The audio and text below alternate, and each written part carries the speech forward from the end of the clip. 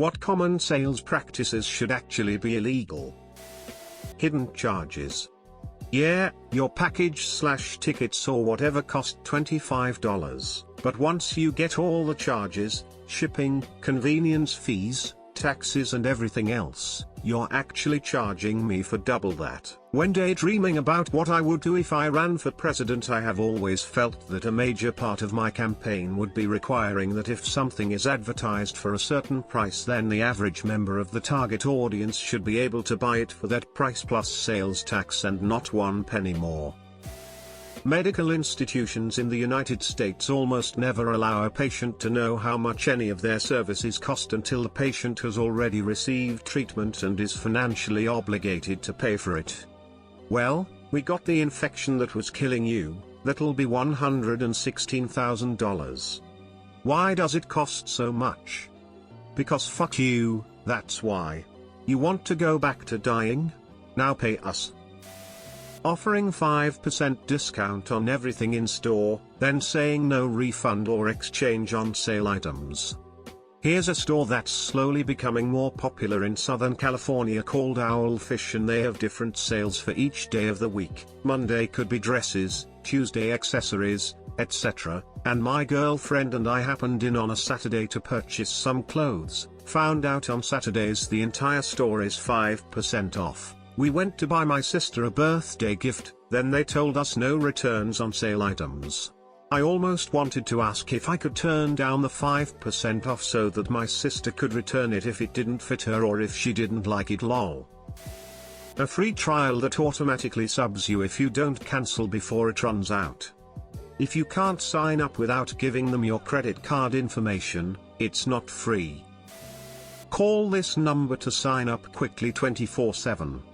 The number you call to cancel is this different number, only open from 9 to 4 East Coast time, and then they'll give you the address where you have to send your notarized cancellation request.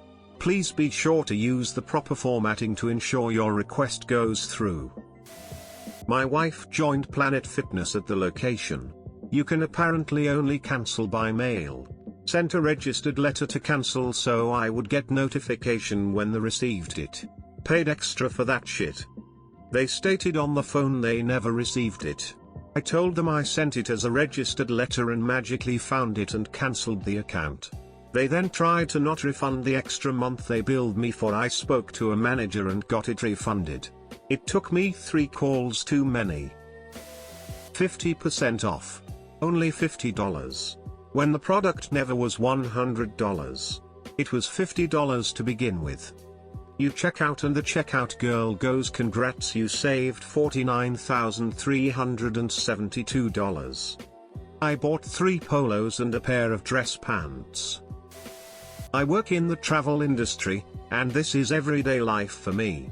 Cruise line is offering free air, but their prices are $1,000 higher with the free air than without. Hotel room is $250 off the normal nightly rate, but no one in history has ever paid the full nightly rate. One particular all-inclusive resort has been 65% off for about 5 years now. They have a countdown clock on their website, and when it gets to 0 it just starts over counting down again until the sale is over. Late to the party, but mail that is purposefully made to look like something important when it is really just marketing, doubly so for companies you actually do business with. Like banks sending you things that look like bills or statements when it's advertising their new app, or debt consolidation companies sending you mail that looks and initially reads like collection notices when it's just offering to consolidate your debt into a lower interest loan. Selling you the highest grade anything without telling you about cheaper options. Example, I got a couple pairs of glasses the other day. The salesperson told me it would be $200. I said the ad said 2 pairs for $120. Then she told me the frames I picked needed thinner lenses. Okay, I get that. I ended up saying never mind, that's too much. Then she said what about $170? It turns out she was adding a coating to the lenses I never requested nor wanted. WTF? I mean, at least go over the options. That's like buying a car for max price and them not telling you you don't have to get heated seats, etc. only after you complain. Auto-renewal of anything without consent just before it auto-renews. They tell you at the beginning in fine print knowing you'll forget about it. Edit/addendum, the scummy guy from Girls Gone Wild had employed this trick to his customers when they purchased anything. It would automatically lock them into buying/receiving products every month. He became rich quickly. Some businesses say that you can cancel anytime, but it will immediately interrupt/end the service. So that if you paid for a year and don't want to renew, you have to set the calendar to remind you or you will forget and get auto-renewed. Of course you could cancel now and lose the payment you made for the rest of the year. The biggest screw we are all getting is the secret monopoly partnerships. Okay, I'll provide service to this region and Charter can have this one. We won't compete with each other and we can make our own prices. Also, let's take a page out of Big Oil and simultaneously raise our rates. Pharmaceutical ads on TV. Your doctors know what pills are available, talk to them. My doctor has a sign in his waiting room. What medical school did the TV commercial go to? Ads that play sounds of car horns, screeching tires etc. on the radio. How is it still legal? I think it shouldn't be legal in songs played on the radio either. I have legitimately almost had an accident trying to find where the ambulance was coming from to get out of the way, only to be shouted at about a bar's drink specials. Knowingly misrepresenting something without putting it in text. When I was shopping for a car, the salesman said, "Great news. I checked, and we can finance your car for X% APY. And naturally I was skeptical, because car salesman. So I went to my bank and asked what their rates were, and crazily enough the car salesman was offering a better deal, except no he wasn't. When I went back to buy the car he realized he made a mistake, and gave me the revised number. I should have walked away on principle, but I desperately needed a new car. Except it turns out he made another mistake, and didn't even tell me about it. He just out the real number in the paperwork and hoped I wouldn't notice I did. Don't blatantly lie to you customers. Pretending to be healthy, especially children's food. Some baby formula has so much sugar in it you might as well feed your kid ice cream. Same with things like vitamin water.